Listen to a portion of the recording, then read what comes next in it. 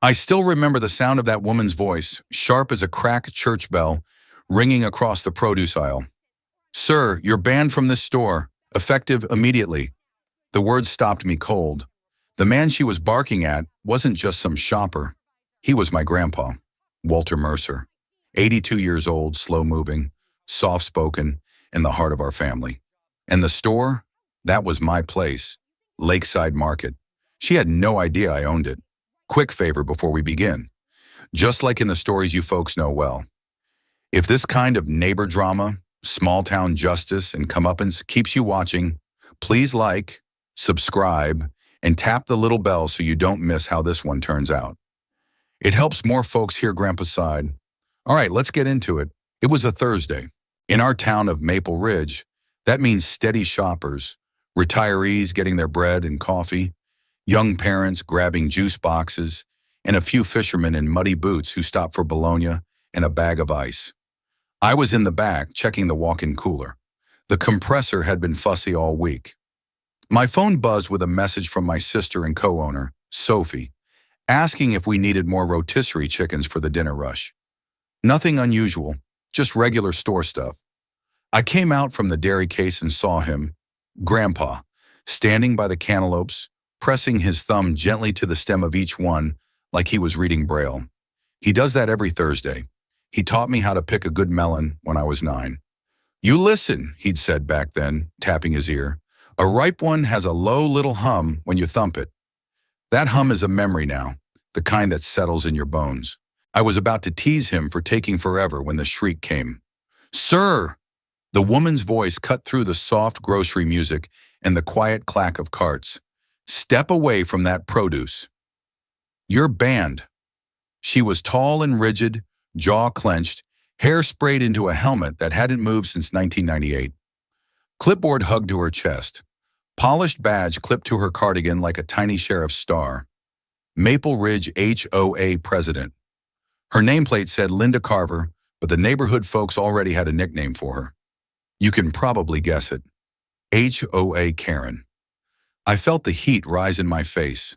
Around us, people slowed. A neighbor in a red windbreaker stopped by the coffee display. One of our stock boys, Eddie, froze with a box of cereal on his shoulder. Grandpa straightened up, steadying himself on the cart. His hands shook a little.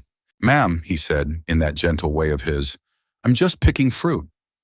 Linda jutted her chin like a bulldozer blade. "This gentleman has been warned. He creates congestion. He examines produce for an unreasonable length of time. He interferes with efficient shoppers. He is now banned." She said it like she was laying down federal law. I walked over and stood beside Grandpa. "He's not interfering," I said, keeping my voice calm. "Also, he happens to be family. And he happens to be welcome." She turned, eyes darting to my name tag. "Alex." She narrowed her gaze at me. "Your staff," she said, not bothering to hide her disdain. "This is an HOA matter." "Linda," I said softly, "you're in a private business, not the HOA clubhouse, and you just tried to ban the owner's grandfather. You're out of line," a few shoppers murmured. One woman said, "That's Walter," like she couldn't believe it. And then, like she had to prove something, Linda stepped between Grandpa and the exit, planting her heels on the tile. "No one leaves," she said, "until we discuss your violations."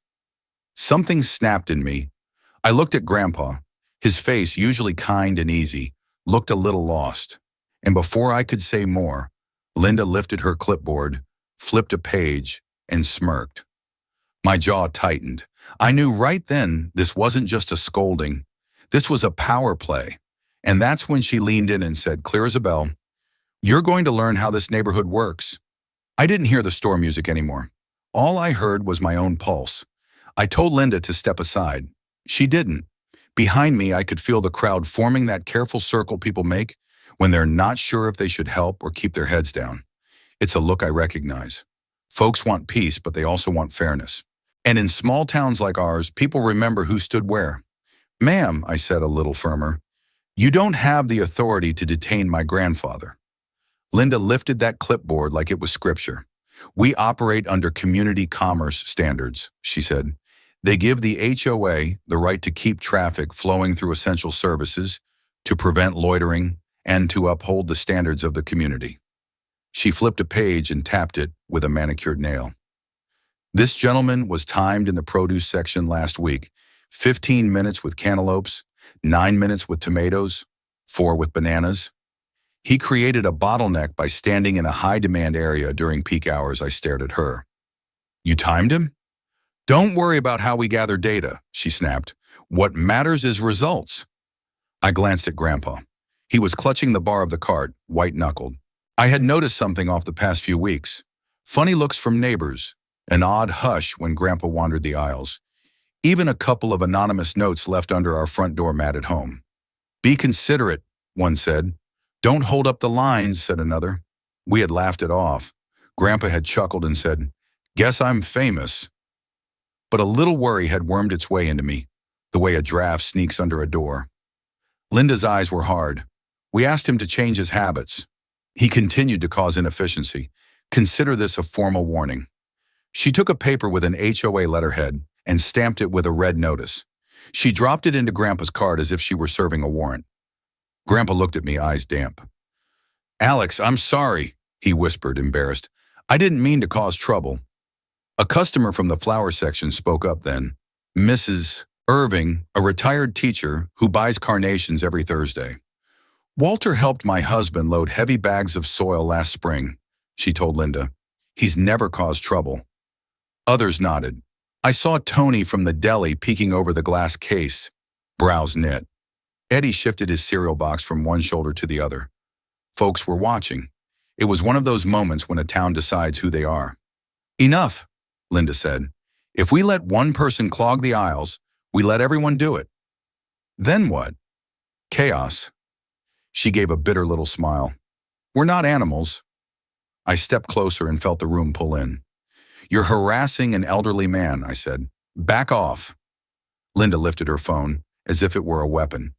If you obstruct enforcement of community standards, I will call security. And then I will call the inspector. She tilted the screen toward me to show she was serious. People gasped. My ears burned. She thought I was just some clerk. She thought she could bully us because we were on the clock. I took a breath. You do what you need to do, I told her, but you're going to answer for it. I put an arm around Grandpa and led him away from the cantaloupes. Linda stayed glued to his side like a heat-seeking missile. I could feel eyes on us from every corner of the market. We moved toward the front registers, where everything is brighter and there's nowhere to hide. That's where truth shows up. That's where folks make choices. At the end of the produce aisle, Linda stabbed her finger at the paper in Grandpa's cart. This is your second warning, she said. Next step is removal. She said that last word with a strange kind of pleasure, like a kid testing a new slingshot. I looked at Grandpa. His face had gone pale, the way it does sometimes when he's tired. Just breathe him, I told him. I've got you. And I meant it. What I didn't know yet was how far Linda had already taken this thing and who she'd convinced to help her. At the front of the store, the light looks different, brighter, cleaner. It makes bad behavior look worse. Linda kept pace with us, chin up, eyes alert like a security camera. She reminded me of the parents who stormed into school when I was a kid, shouting at teachers, certain the rules applied only to other people. I've seen that look before. It's not about fairness, it's about control. We stopped by the impulse rack. Gum, magazines, reading glasses, batteries, America's junk drawer. I turned to face Linda square on. Enough, I said. Who gave you permission to police my store? Her eyebrows flicked up. Your store? She said it with a scoff. My family owns Lakeside Market, I said. I'm Alex Mercer. This is my grandfather, Walter. He's been shopping here for decades and helped us build this place from nothing. Your behavior is unacceptable, and you are not in charge here. There was a ripple in the crowd. Someone whispered, He owns it. Folks moved closer. Linda blinked in surprise, then recovered fast. Whether you own it or not, she said, voice growing sharp, you still operate within our community. And we have set standards for traffic and efficiency. She produced a stapled packet from her clipboard. Community Commerce Standards was printed across the top in bold. I took the packet. It was a mess of rules that looked official at first glance, but fell apart on the second. This wasn't drafted with any store input, I said. It's not legally binding. And even if it were, you don't get to harass customers. This is private property. Property exists within a community, she shot back. Your store affects the neighborhood. And this man, she pointed at Grandpa, insists on pawing produce for 15 minutes while people wait. We asked him to be mindful. He refused. Grandpa started to speak, but I squeezed his hand. I wanted him to save his strength. I could feel the tremble in his fingers. He hates conflict. He hates being in the way. He's the man who shows up early to church to hold the door for people. He's the man who slips a $5 bill into the hand of the kid bagging groceries. Seeing him flustered was like seeing your porch light flicker during a storm. You know it'll come back, but for a moment everything looks dark. I kept my voice even. Linda, this is harassment. I'm telling you to stop. If you don't, I'll ask you to leave. Her mouth twitched into a smile, the cold kind. Then I'll call security. And after that, the county inspector. I'm sure they'll be thrilled to learn how your store obstructs community flow. She lifted her phone again. Tony from the deli came out, wiping his hands. He's a big guy, ex-Marine, kind eyes. Something wrong, Hernan? He asked, sounding casual but ready to throw his apron into the ring. Everything's fine, Linda said, unless your boss wants to risk fines. She turned to me with that smug look bullies get when they think they found the grown-up to tattle to. I leaned in close so she'd hear me, and so the crowd would too. Call whoever you want, I said, but understand this. You're not in charge of us. And you're not touching my grandfather. She stared back like she was deciding whether to double down. Linda had that energy, a person who can't back off because they think backing off equals losing. It's pride mixed with a little fear and a lot of habit. Then, as if a director yelled, "Action," she tapped her screen. Fine, she said. Let's bring in a second opinion. People gasped, scattered into little clumps whispering. I could feel the day tilting. What I didn't know yet was that this call wasn't the first one she'd made. She'd been laying traps for weeks. When trouble starts, you learn who your people are. It's one of those tough gifts life hands you. You don't ask for it, but you don't forget it either. Tony moved to Grandpa's other side, solid as a boulder. Mr. Mercer, he said to Grandpa, how about you sit over here by the window a minute? I'll get you a bottle of water. Grandpa nodded gratefully. Thank you, son, he whispered. As Tony walked him to a bench near the floral section, a handful of regulars stepped forward. Mrs. Irving from Flowers, the sheriff's wife Justine, though the sheriff himself was off duty, the Ramirez twins, who stock shelves after school. Even old Mr. Brewer, who's grumpy with everyone, stood near the checkout and crossed his arms like a guard. People who never agree on anything agreed on this. Linda was out of line. Sophie's car screeched into the lot 2 minutes later. My text must have read like a flare gun. My sister's not loud, she's precise. She has a way of asking a question that makes people tell her the truth. She came in through the automatic doors like a cool wind and walked right up to Linda. I'm Sophie Mercer, she said, not raising her voice. Co-owner. You are harassing our grandfather and our customers. Step away, Linda held her ground. Your store operates within Maple Ridge, HOA, jurisdiction for traffic and efficiency. We have standards. Your grandfather refuses to comply. Sophie looked at me, then at the papers, then back at Linda. These standards were never approved by the businesses here, she said. And even if they had been, they wouldn't give you the right to target our family or any customer. We will not tolerate bullying. The room hummed, anger, fear, loyalty, all buzzing together. A couple of folks pulled out their phones. I felt a pinch in my chest. People filming your life always feels strange, like being stuck in a snow globe while strangers shake it. But sometimes cameras are the only way to keep someone honest. Sophie stepped beside me. Call our attorney, she said softly, eyes still on Linda. Tell him to swing by. Perfect, Linda said. He can watch as the inspector reviews your congestion violations. She said it like she was planning a party. The air got sharp, like someone had cracked an ice cube into the room. I could tell Linda was used to leaning on other people's badges. She wanted to make us small. She misread us. I looked around at the faces, neighbors I've known since grade school, customers who watched me grow up. I raised my voice just enough. Folks, I said. You know my grandfather. You know his heart. You know this store. We're not the problem here. There were nods, there were mm-hms.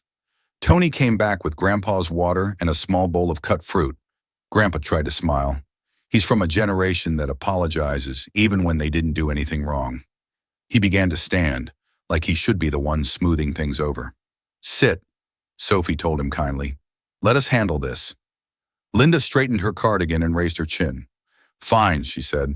If you won't respect standards, we'll have to escalate. She clicked her pen as if it were a switch on a machine. I had no idea what escalate meant to her, but I learned fast that it wasn't just a word. On the way out, she turned back and announced to the whole store, Emergency HOA meeting. Monday. We'll deal with Lakeside Market there. That weekend, Maple Ridge felt off, like a song played just a half step wrong. On Saturday morning, we opened at 7 like always, and by 8:30, a clean-cut man with a clipboard showed up, looking around with a tight smile. He bought nothing. He took notes. Another man followed him, camera around his neck, pretending to photograph the floral arrangements, but clearly aiming at customers. By noon, we'd heard about a petition. Linda's friends were going door to door in the HOA properties, saying Lakeside Market caused inefficiencies that threatened community standards. Ishtanana, the petition called for stricter rules and the authority to issue fines to businesses that encouraged loitering. And at the top of the list of loiterers? My grandfather. My phone buzzed nonstop with neighbors who were angry and neighbors who were scared. A couple of folks asked if we could hold off on Grandpa's shopping during peak times. They hated asking, they said. They just didn't want trouble. Sunday night, a plain white envelope appeared under our windshield wiper. Inside, a typed note, comply or be inspected. No signature, no return address, no courage. Monday morning, a county health inspector showed up right after we opened. He looked embarrassed before he even said hello. He introduced himself, showed me his badge, and explained that he was responding to multiple anonymous complaints about cleanliness and traffic hazards. I took him through the store. He poked the chicken case, measured temperatures in the dairy cooler, checked dates on yogurt, and looked under the prep tables like they hold secrets. He found nothing. He apologized. He handed me a card and said, I might be at your meeting tonight. Off duty, don't worry. He paused. You might want to bring counsel. He slid me a second card, a lawyer's number, and walked out with a shrug that said, I hate this job sometimes. Not an hour later, 2 HOA board members I barely knew swung through, pretending to shop. They wandered the aisles with their phones out, filming employees. One of them tried to bump Tony's elbow and blame him for spillage. The other asked Eddie strange questions about where we store cleaning chemicals. They were hunting for mistakes, and they wanted those mistakes on camera.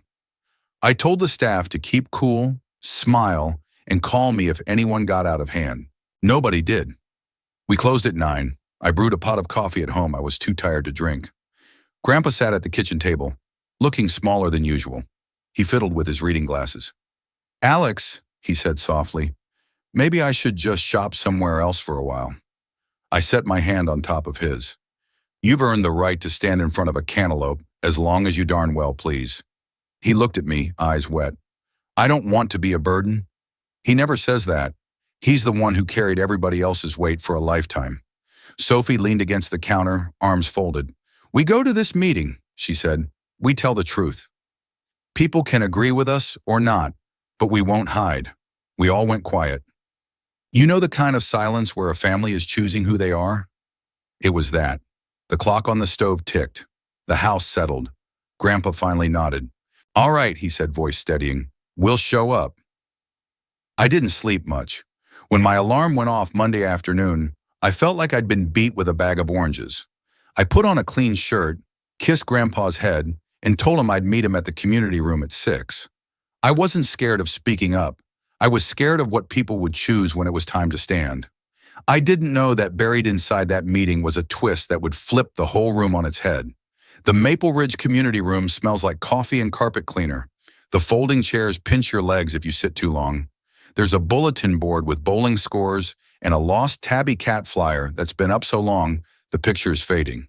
It's the kind of room where bake sales start And marriages end, and everybody nods to everybody, because that's what you do here.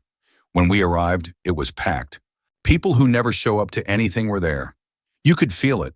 The curiosity, the dread, the appetite for a little drama on a Monday night. Linda stood at the front, beside a projector screen, smiling like a newscaster about to break a story. A few board members flanked her.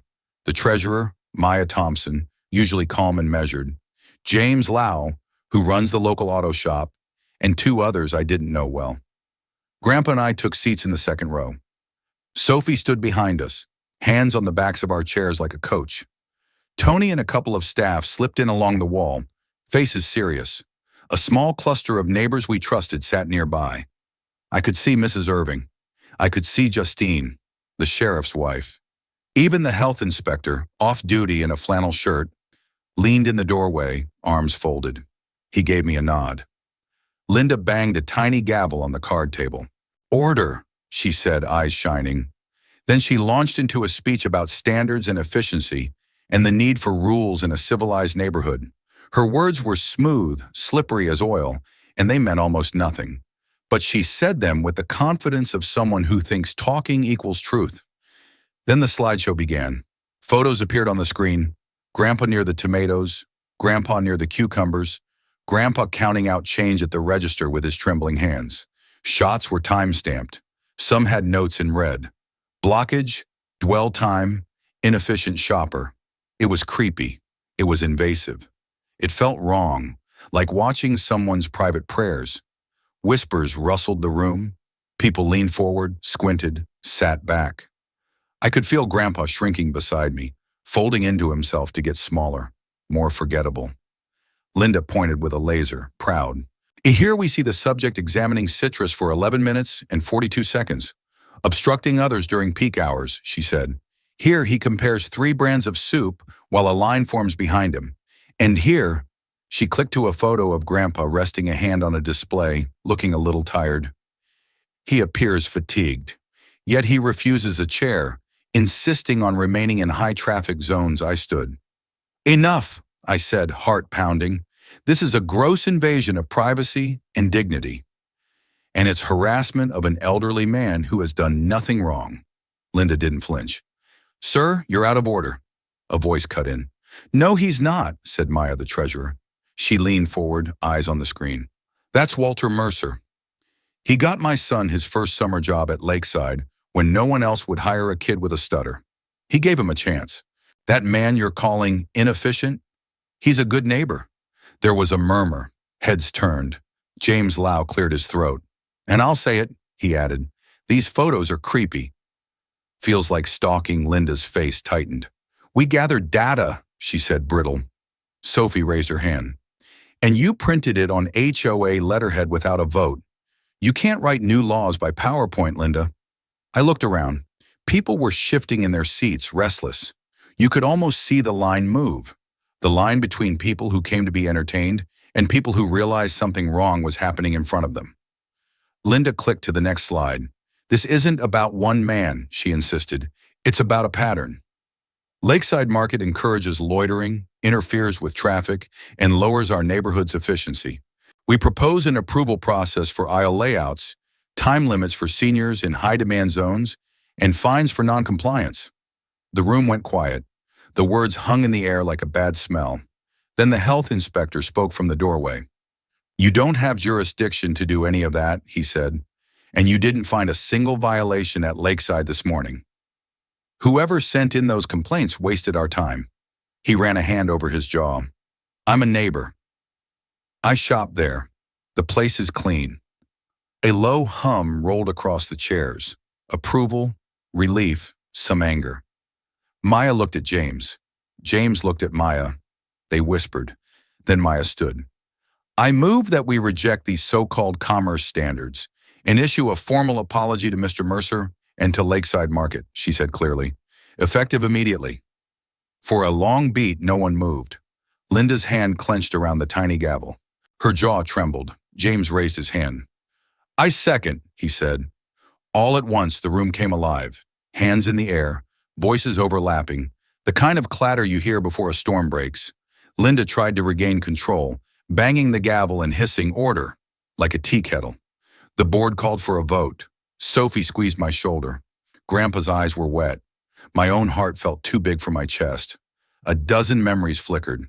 Birthday cakes bought here, coffee shared after funerals, the way this town bands together when a kid gets sick.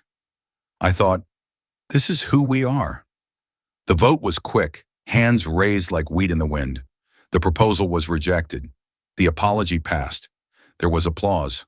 Awkward at first, then real. Linda spoke into the mic, voice trembling. Fine, she said.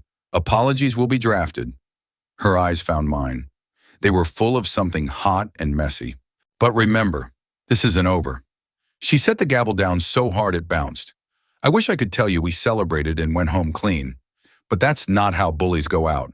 They carry grudges like pocket knives. As the crowd stood to leave, Linda leaned toward a man in a gray suit in the back row and whispered something that made his eyes light up. The apology letter arrived the next day, short, stiff, and signed by the board. It wasn't poetry, but it mattered. Grandpa read it at the kitchen table, lips moving. He slid it back to me and said, "Well, would you look at that?" Then he folded it and put it in the drawer with the rubber bands and the tape and the extra keys. That drawer holds a lot of our family history, warranties for toasters, birthday cards, even a ticket stub from my first ball game with him. The apology joined the pile. It felt right. What Linda didn't expect was everything else that letter kicked loose. A regular named Kayla posted a short video she'd taken at the store. It showed Linda stalking Grandpa through produce, and then it cut to the vote at the meeting. The video took off. Folks shared it. Then the local paper called. Then a regional station. You don't think your little corner of the world will show up on people's screens across the county, but nowadays it only takes one clip with the right title. HOA, President Bullies Elderly Man, gets shut down. And boom, your business becomes a story. That afternoon, Eleanor Briggs, owner of Briggs & Hart Realty, called me. She sounded tired and mad. "Alex," she said, "I just watched the video." Linda works for me. She's been a good realtor in the past, but this behavior's ugly. I'm putting her on leave while we figure this out. I didn't crow. I didn't rub it in. I just thanked her. Actions matter more than speeches. Meanwhile, Sophie and I decided to take the heat and turn it into light. We launched Walter Mercer Appreciation Week at Lakeside. We put up a big photo wall near the coffee station, pictures from Grandpa's fishing trips, old snapshots in front of the store when it first opened, babies he's held, folks he's helped with groceries to their cars. We stocked the front table with his favorites: black licorice, canned peaches, saltine crackers, strong coffee, and those little chocolate donuts he pretends he doesn't like. We also placed a notebook on the counter with a sign, "Tell us how Walter made your day." People wrote like it was therapy. Stories poured in. Little things that add up to big things. He carried a bag for a new mom in the rain. He replaced a lost quarter for a kid buying gum. He sat with a neighbor waiting on a ride after a doctor's appointment. He's the kind of man who sees people. Towns need those. By Wednesday night, the story hit a bigger channel. A reporter came by with a camera and asked Grandpa, very gently, if he wanted to speak. He said, "I never thought I'd be on television at my age, and if we're being honest, I don't know what to do with my hands." The camera guy laughed and told him to just be himself. Grandpa said, "Being myself seems to be the problem lately," and that line made the segment. People love a line that sounds like their own lives. Traffic doubled at the store. We put out more chairs near the windows. A retired carpenter offered to build a bench with a plaque for Grandpa. We accepted. He brought it in a day later, solid oak, smooth as a river stone. The plaque said, "Take your time. You're among friends." I cried in the walk-in cooler where nobody could see. I almost forgot about Linda, except trouble doesn't forget you. It circles back like a small-town rumor.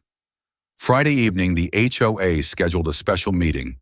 Topics to include civility, leadership, and officer conduct. The room was even fuller than before. Residents lined up at the mic. Folks who never spoke in public told stories in painful detail about bike violations, door color threats, fines for flower pots an inch too wide, a warning because a teenage grandson parked a pickup the wrong way in a driveway. People were fed up. There was a motion I didn't expect on the agenda. No confidence vote. The phrase made Linda go still as a pond before a stone hits it. She looked around and for a thin second she seemed human, scared, cornered, alone. She scanned the crowd and found me. Her glare could have cut glass. My phone buzzed while the board explained the vote. Text after text. Kindness, rage, advice, prayer hands.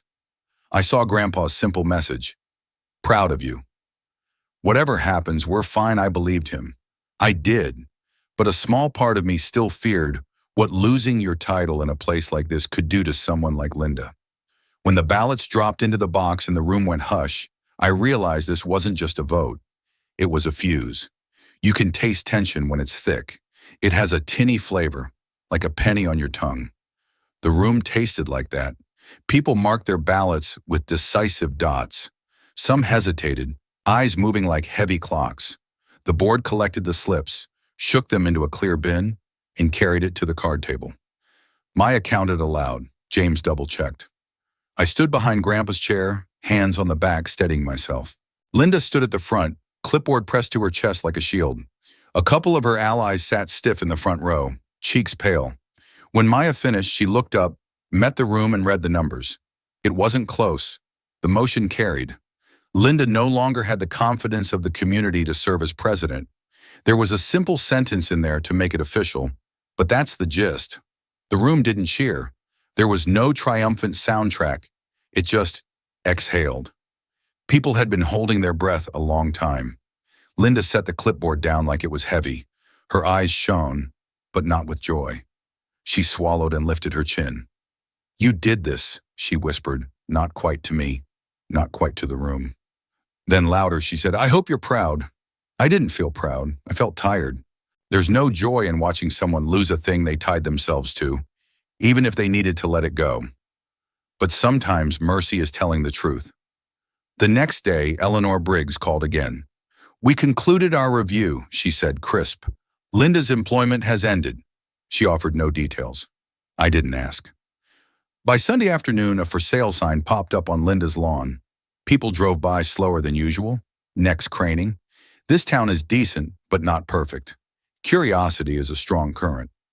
I stood at the front window of the store and watched a light snow drift down on Maple Ridge, soft as ash, quiet as a held breath. Grandpa sat on the oak bench with a small coffee, smiling at passers-by. I thought maybe we were done.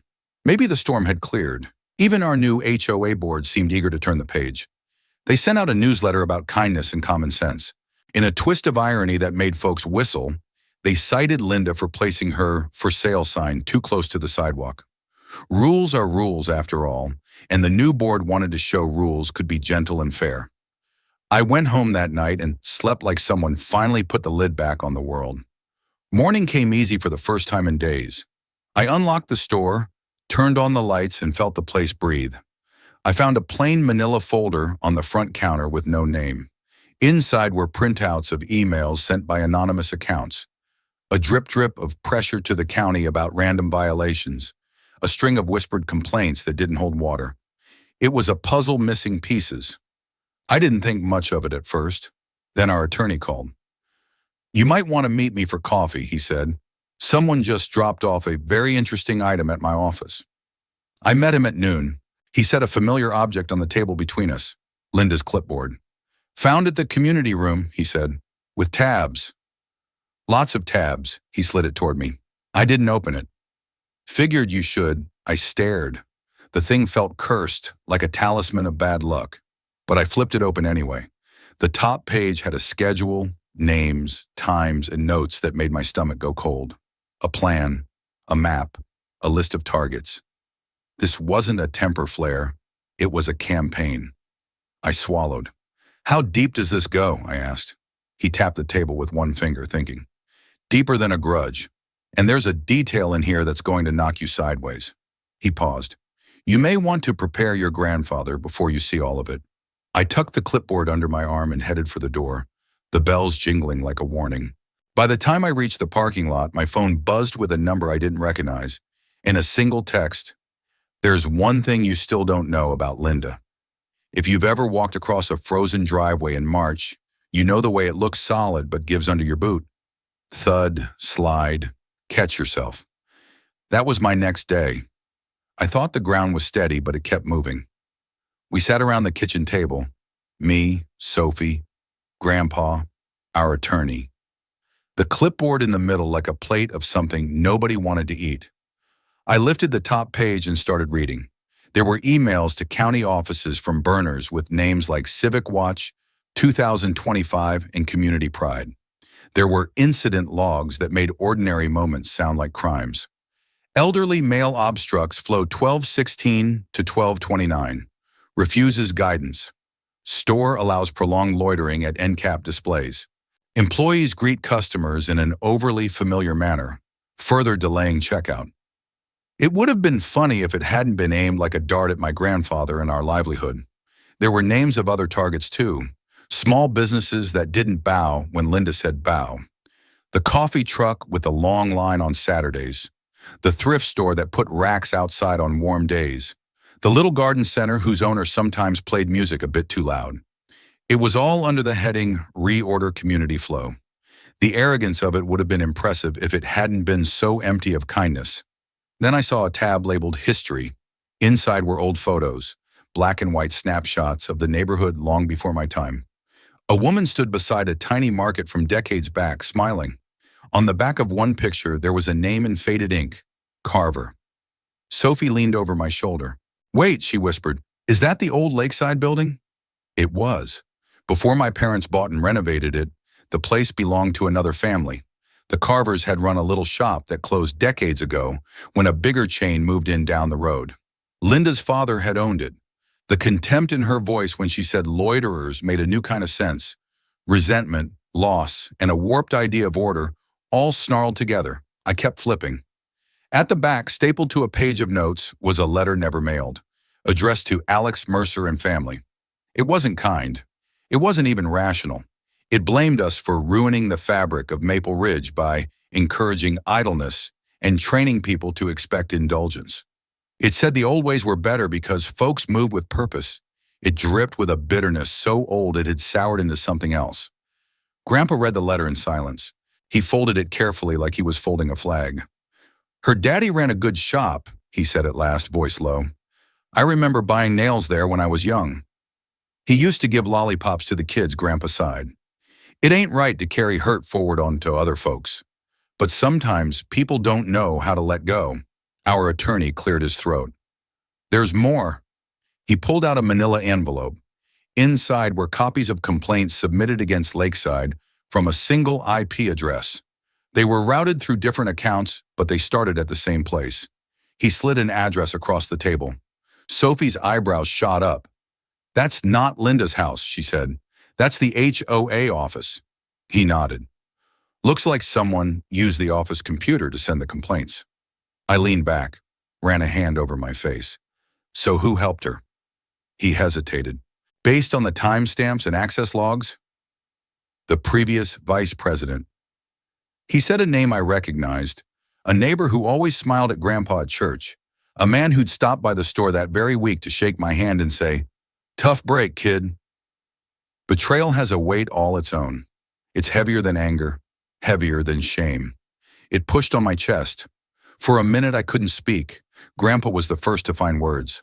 "No sense yelling at ghosts," he said gently. "We deal with what's in front of us." He looked at me. "What's in front of us, Alex?" What was in front of us was a choice. Drag this into the light and let it burn, or bury it and hope the heat dies on its own. I looked at Sophie. She looked at me. We knew the answer. Truth is the only way to stop rot. We took the clipboard to the new board that afternoon. Maya read the pages, eyes dark. James swore under his breath. They called a special session. By evening, the room was full. Again. People are hungry for justice, even if they don't use that word for it. I stood and told the story, simple, clean, without heat. I showed the pages. I showed the emails. I showed how the complaints traced back to the office computer and the vice president's login. The room went quiet in that way a church goes quiet when the hymn hits the last line and every voice stops at once. The board moved quickly. They removed the vice president. They opened an ethics review. They vowed to work with businesses, not against them. They apologized again, to Grandpa by name this time. It mattered. After, people lined up to hug Grandpa, to shake his hand, to apologize for staying quiet too long. He smiled, told every single person it was all right, and asked about their grandkids, their hips, their tomatoes. He's a man who builds bridges even while crossing a broken one. We went home exhausted but lighter. We put the clipboard in a plastic bin in the hall closet, next to the Christmas lights and a stack of old puzzles. Part of me wanted to burn it. Part of me wanted to keep it as proof. We settled for putting it where junk goes. Out of sight, out of mind, but not gone. I thought we were done. We weren't. The phone buzzed again near midnight with a number I didn't know. A voice on the line whispered, "Look under your bench in the morning." And the line went dead. Morning felt like walking into a theater before the show. Empty, echoing, a little spooky. I turned on the lights at Lakeside. The hum of the coolers came up, steady as a lullaby. I made coffee and carried 2 cups to the oak bench by the window. One for me, one for Grandpa. He'd be there soon. I knelt to look under the bench and saw a small envelope taped to the underside with blue painter's tape. Somebody wanted us to find it, but hoped we'd think it was just maintenance. I pulled it loose, heart beating in my throat. Inside, there was a folded paper and a flash drive. The paper read, "For Walter." For the store? For the town. I plugged the drive into the office computer. A single video file popped up. I clicked. On the screen, the HOA office appeared. After hours. The vice president, the one removed the night before, sat at the desk. He looked tired. He looked beaten. Into the camera set up on the shelf like and forgotten. He talked. He said Linda had come to him months ago with a mission. He said she wanted to restore order to Maple Ridge. He said he'd believed her at first because of the way she talked about the town back when. He said he made a stupid, cowardly choice to help her send complaints because he thought small steps might scare people into behaving. He said he watched it go too far. He said the moment he saw Grandpa on the slideshow screen, looking old and alone, something broke in him, and he couldn't sleep for the shame. "I'm sorry," he said, looking straight into the lens. "To Walter, to the Mercers, to the town." He slid a folder into frame. "These are the original complaints. I'm keeping 1 copy for the board. I'm putting the rest where they belong." He stared at the camera a moment longer and whispered, "I wish I'd been brave sooner." Then the screen went dark. I sat there with my coffee going cold, feeling anger, relief, and something like pity stir around each other. People are messy. They do wrong. Sometimes they turn around. Sometimes they don't. But confession changes a room. Grandpa arrived a few minutes later, coat buttoned wrong, smile wide. I told him what I'd found. He listened without interrupting. When I finished, he set his hand on that oak bench, smoothed it like it was a friend's shoulder, and said, "Then we accept the apology." I blinked. "Just like that?" He nodded. "There's good stubborn and bad stubborn. Good stubborn holds on to what matters. Family, truth, kindness. Bad stubborn holds on to hurt. I'm done lugging around somebody else's hurt. Let it stay where we put it." He smiled, a real one. Under the bench is fine. We played the video for the board that afternoon. They placed it in the record. They chose to focus on repair, training for officers, open door hours for businesses, a committee made of actual neighbors to discuss issues instead of inventing them. They asked Grandpa to cut the ribbon for a new little garden outside the community room. He did, and he made a corny joke that landed just right. People laughed the kind of laugh you only hear when fear moves out and hope moves in. Back at Lakeside, we added one more plaque to the bench, small and simple. "Take your time. You're among friends." People rubbed their fingers over the words like they were reading Braille. They sat longer. They chatted more. Traffic flowed around them just fine. Turns out kindness is pretty efficient. As for Linda, she moved away. Maybe to start over. Maybe to find a place where her version of order fits. I don't know. I don't need to know. I do know this. On Thursdays, Grandpa still tests the cantaloupes. He thumps each one, puts his ear close, and listens for that low little hum. It's the sound of ripeness, the sound of time doing its job, the sound of patience paying off. Sometimes he takes a little longer. Nobody minds. We built space for it. Before I let you go, let me say what I said at the start, because this matters to folks like us who care about small places and big hearts. If you felt this story, please like, subscribe, and tap the little bell so you don't miss the next one. It helps more neighbors hear that taking your time is not a crime, and that standing up for each other is the oldest, truest standard a community can have. And if you're still wondering about that text I got, the one that said, "There's one thing you still don't know about Linda," well, I never did track who sent it. Maybe it was someone who got cold feet. Maybe it was someone who wanted to stir the pot. Or maybe it was Linda herself, trying to keep the game going. We'll never know.